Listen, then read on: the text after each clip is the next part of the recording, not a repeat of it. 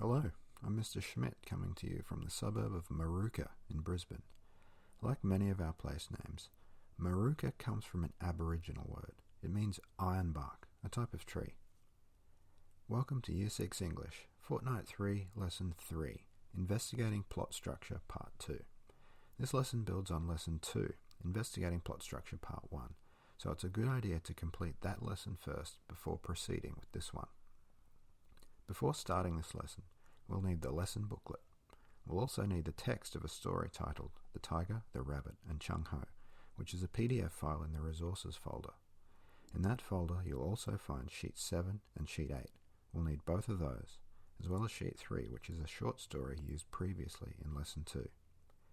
You can either record your answers directly into the lesson booklet and worksheets, if you've printed them out, or save a tree and write your answers in your English notebook. Let's begin.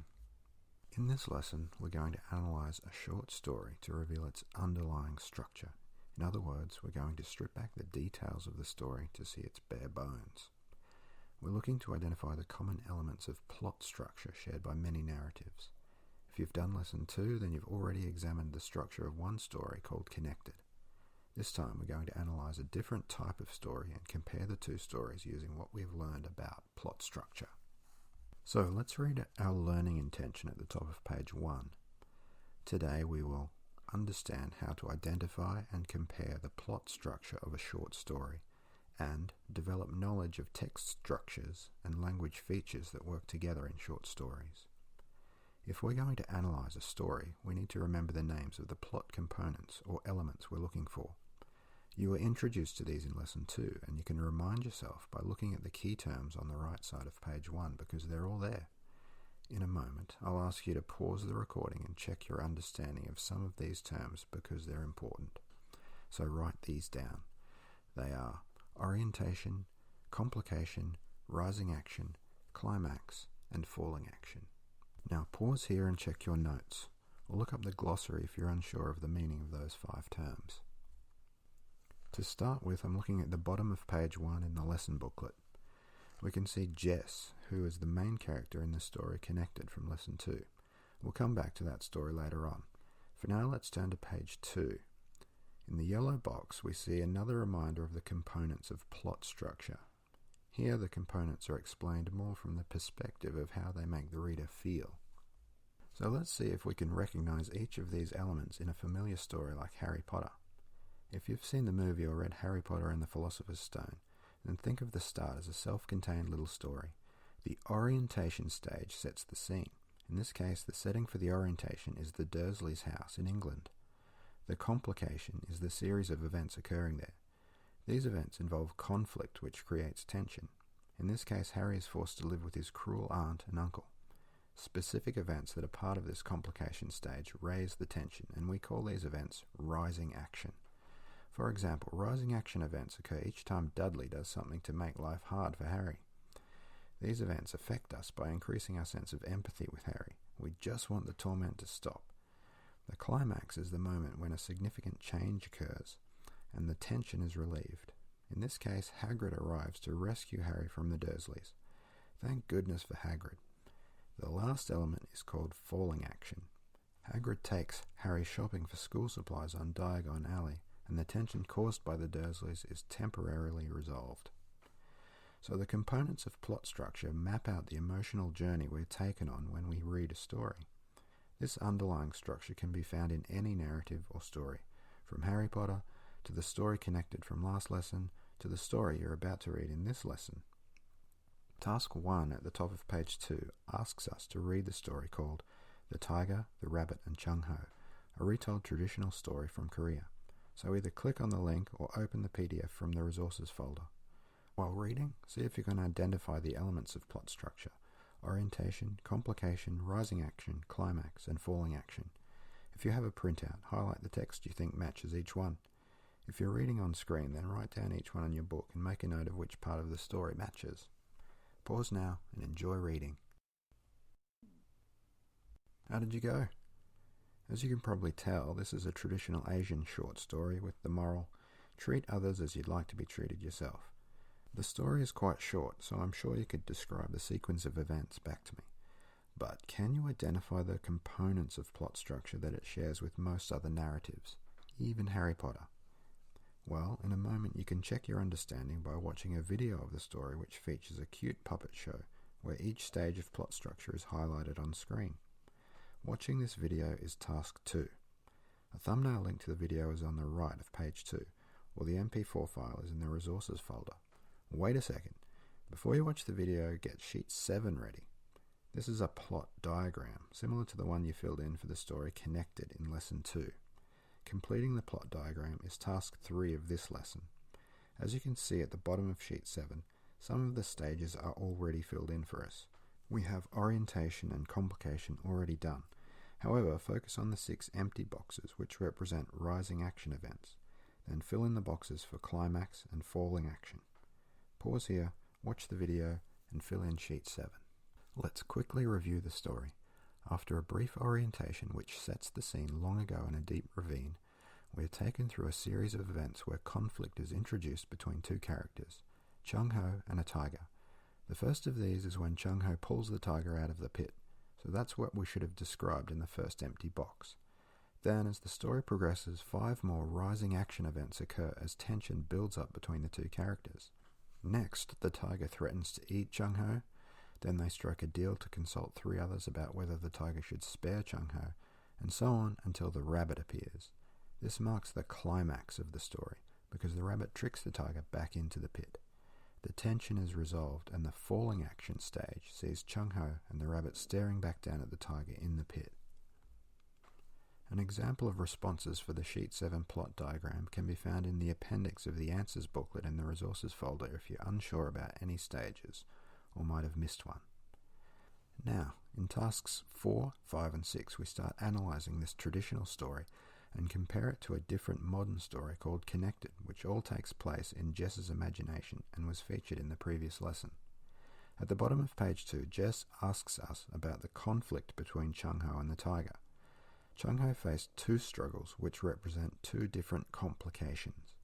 As Jess points out, the first is whether to pull the tiger out of the pit. Looking now at the top of page 3, task 4 asks us to write a sentence identifying the second struggle he faces. Pause now to write your answer to task 4. What do you think? Having a life threatened is clearly grounds for struggle and tension building. Next, task 5 asks us to write 1 or 2 sentences about how the conflict faced by Chung-Ho is different from the conflict that Jess faces in Connected.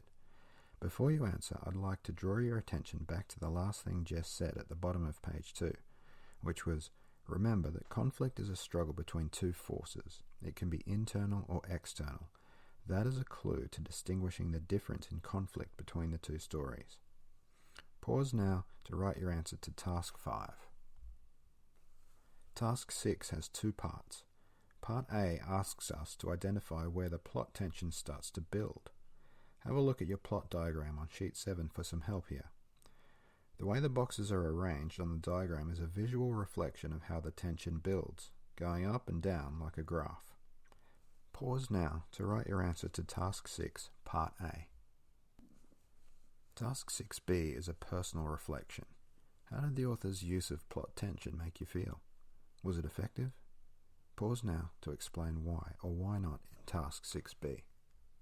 At the top of page 4, Jess reiterates an important point we learned earlier. All short stories have the same overall plot structure with an orientation, a complication, a resolution, rising action, a climax, and falling action. However, she wonders whether short stories might differ in the length of rising action or falling action. Let's get some evidence to evaluate this question by comparing the 2 stories. For this, you'll need sheet 7, which is your plot diagram for the tiger, the rabbit, and Chung-Ho, and you'll need sheet 8, which is an already completed plot diagram for the story Connected. Task 7 has 2 parts. Part A asks us to write 2 or 3 sentences about whether the plot structures are similar or different between these 2 stories. Focus on comparing the rising action. What effect does different amounts of rising action have in the context of the 2 stories?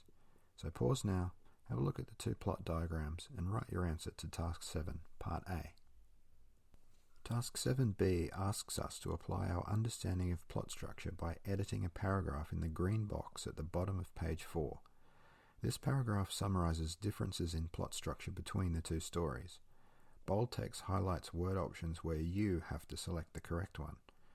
To complete Task 7b, you can either rewrite the whole paragraph in your English book using the correct option wherever you encounter bold text, or to save time, just write down each option you select so you can check it against the answers later on.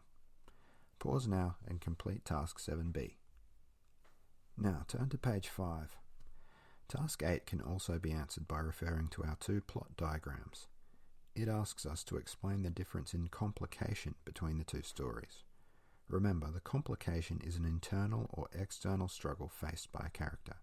So is there a different number of complications in the two stories, and do they entail a different amount of tension? Pause now and write your answer to Task 8. Nearly there now. Task 9 asks us to compare the two stories in terms of how they introduce the plot to the reader. We can do this by reading just the first few sentences of each story. So can you tell me which stage of plot structure we're dealing with? If you answered orientation, then well done. You're well on your way to plot structure mastery. Remember, the orientation stage sets the scene. In a moment, pause the recording to reread the start of each story. Then answer Task 9 Part A, which asks you to describe what the reader learns from the first sentence of The Tiger, the Rabbit, and Chung-Ho.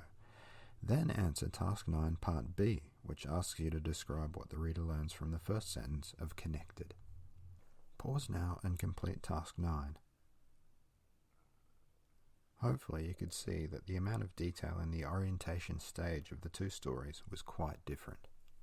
Task 10 at the bottom of page 5 is a multiple choice question about your interpretation of the author's purpose in The Tiger, the Rabbit, and Chung-Ho.